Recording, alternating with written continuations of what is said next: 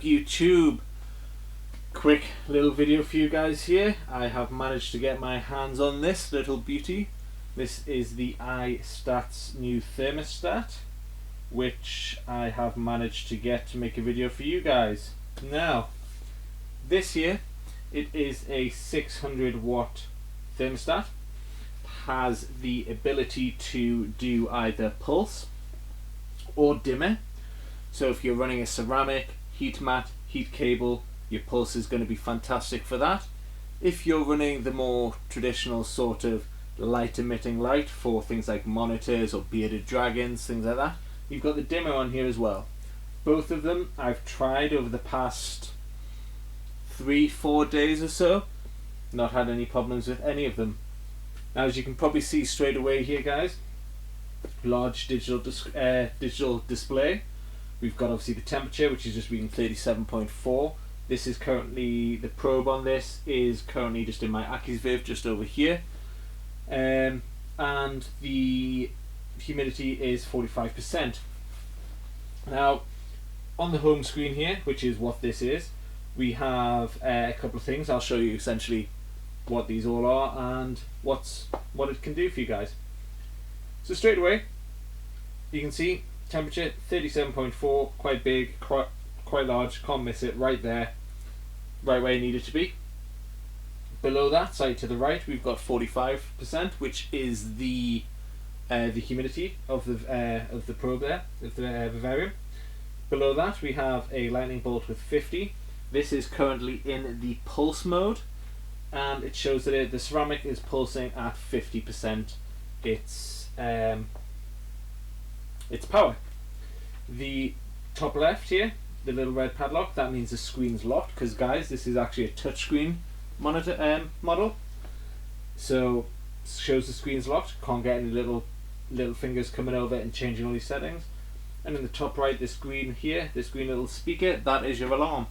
It does have an alarm if the temperature gets too high. If the temperature gets too low, the alarm will sound to let you know, which is fantastic for things such as mats, heat cable and ceramics. Obviously there's no visual signal that they're not working anymore. You can't just pop your head into your reptile room or look at the Viv and just know that they're working. So it's great to know that if you're not in the room or whatever, you can come back. If you hear the alarm, you know for a fact something's gone wrong, you need to get in there, you need to sort it out, especially around these times of the year where it's winter and your rooms are fairly cold anyway. So that works wonders. And then obviously in the middle as well, you've got the time. It's always handy to have. Everyone likes to know the time. Now, this is a beta version that I've managed to get from iSTAT, and here's a perfect example of the lock screen. So this comes up whenever you unlock the screen, and you just have to enter in a PIN, which is a setting of 4 digits, 1 to 4 in any order. Once that's done, you can see obviously the padlock has now gone green. Now, when we go into the settings screen, you have 5 options. So starting here, we have the parameters. I'll get into this in just a moment for you guys. Then we have the lock screen menu. Now this obviously allows you to change the pin, set the pin, so forth. I'm not going to mess on with that. Over to the right here, we have the alarm. Now this is going to let us know if the alarm is going to show a visual flash, which I'll show you guys in a moment, or if it's actually going to show a visual and an audible alarm. So obviously that's enabled and that's disabled. Now the enabled and disabled, that refers to the audible part of the alarm. The alarm will still visually show you if there is a reason for alarm. Press the tick, that gets us out of there obviously and saves the settings. In the bottom left, obviously the spanner, that is for settings, general settings of the unit itself, and then the circle with the arrow pointing to the left is back to the main screen. So we'll just start straight away with the settings here, guys. So tap on the settings, and we have the ability to change the thermostat to read either degrees Celsius or degrees Fahrenheit. Now, my eyes, I prefer Fahrenheit, Celsius, but that's just me. I know some guys out there prefer Fahrenheit. Give that a tick so it saves that there. Next one along, we have the clock. Now, this is already set up for me, so I'm not going to touch it, but obviously up, down, left, right, how it works, how you set the clock. It's not too hard. Then the sun, this is the brightness of the LCD screen, the display itself. That's on 100% at the moment. That's fine. I'm going to leave that how that is, but left and right to move it, obviously left down, right up for the brightness there. Now this little button here, the circle, the arrows, that is to reset the unit. Well, I say reset the unit, that just essentially power cycles the unit. It doesn't say lose any of the settings, it just puts it on a power cycle. And then obviously again, the circle with the arrow pointing left takes you back out. Now, the parameters on this are pretty fantastic because it allows you, well actually, I'll share that with you guys in a moment. First of all, the middle one, the picture of the plug, that allows you to switch between dimmer and pulse. So there's pulse and there's dimmer. So that's how that would work essentially. And then tick, get out of there. Now the parameters, now this, in my eyes, is a work of genius. All of these here represent an hour of the day. All of these little lines here. So starting at midnight on the right, then obviously 1, 2, 3, 4, 5, 6, 7, 8, 9, 10, 11, 12, 13, 14. All the way, pretty much everyone can count, all the way up to 23 hours and then back to 0, which is 24, obviously. Now, what you can do with this is, this now allows you to set your temperature fluctuation all the way through. So you're not going to have to keep your for example, a traditional thermostat, it has one temperature setting. Let's just say, for argument's sake, 25 degrees. Yeah, 25 degrees. Your Viv will always stay at 25 degrees. Yeah. Now, some animals, monitors, things like that, they need or they prefer a day temperature and an evening temperature. So you have to put the stat on potentially a timer. So 25 degrees till, let's say, 6 p.m. Then the stat cuts off, allows temperature to drop. However, again, in these wintry conditions, the cold outside, all that jazz, you're not controlling how far that drops.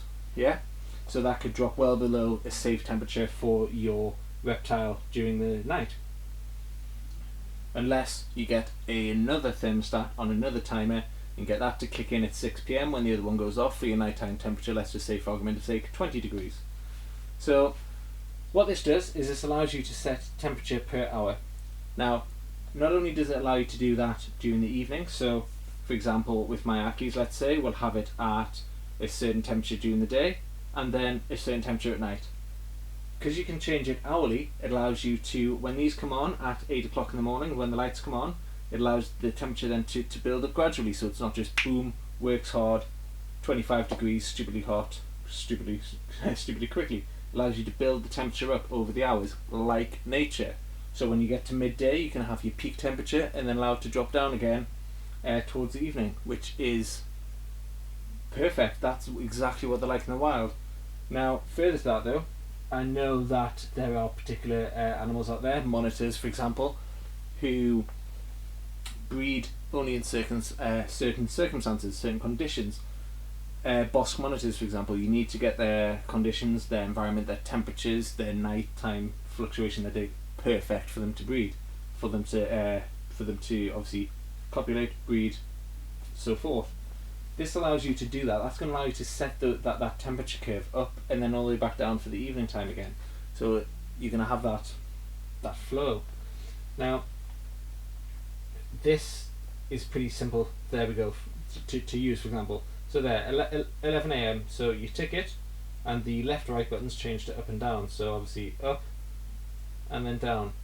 Now it does say just above the up and down buttons, just above my finger there, the degrees. That's 35, 30, well now 28, 31, 32, 33, 34, so on and so forth. It's pretty straightforward.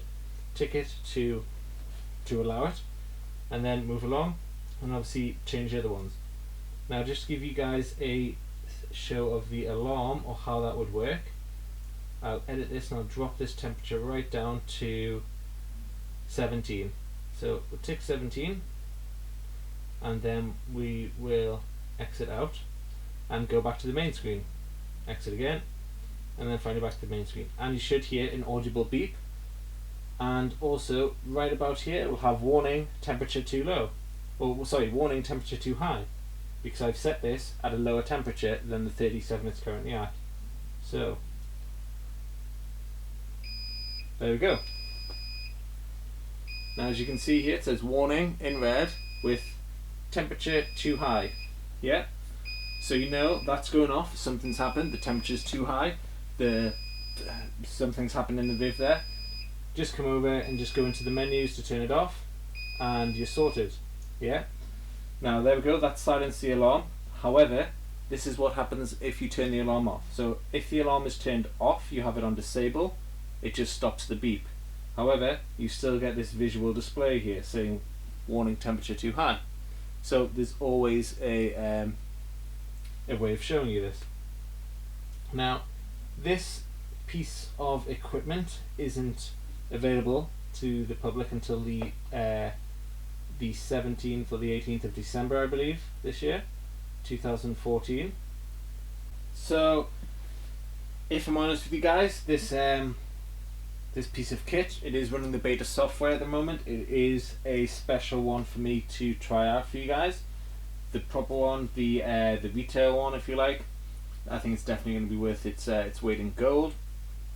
I believe it's getting released mid-December from iSTAT themselves. You can check them out. There'll be a link in this video to their Facebook page. Chris over there, he's a fantastic guy, if I'm honest with you guys. I'm sure he'll help you out with anything that you need help with.